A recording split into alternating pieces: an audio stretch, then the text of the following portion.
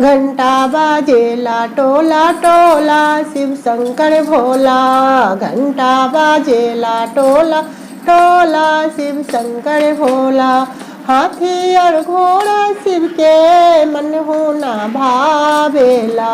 हाथी और घोड़ा शिव के मन होना भावेला। बसहा बैल कैसन होला शिव शंकर भोला।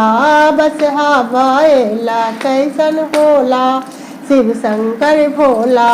घंटा बाजेला टोला टोला शिव शंकर भोला। तो सको तकिया शिव के मन होना भावेला।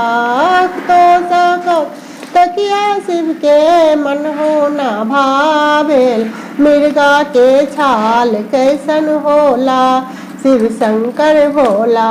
मिर्गा के छाल कैसन होला शिव शंकर भोला। घंटा बाजेला टोला टोला शिव शंकर भोला। घंटा बाजेला टोला टोला शिव शंकर। कोठा और सोफा शिव के मन होना भावेला। कोठा और सोफा शिव के मन होना भावेला। टुटली माड़ैया कैसन होला शिव शंकर भोला। टुटली माड़ैया कैसन होला शिव शंकर भोला। घंटा बाजेला टोला टोला शिव शंकर भोला।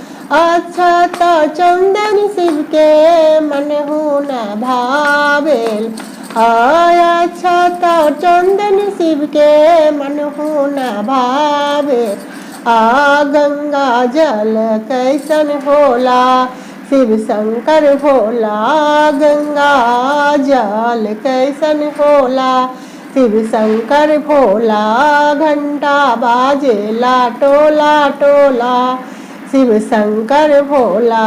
घंटा बाजेला टोला टोला शिव शंकर भोला।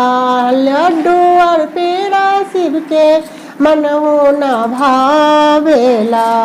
लड्डू और पेड़ा शिव के मन होना भावेला। भांगा के गोला कैसन होला शिव शंकर भोला।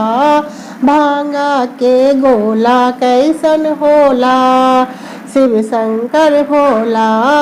घंटा बाजेला टोला टोला शिव शंकर भोला। घंटा बाजे हरा।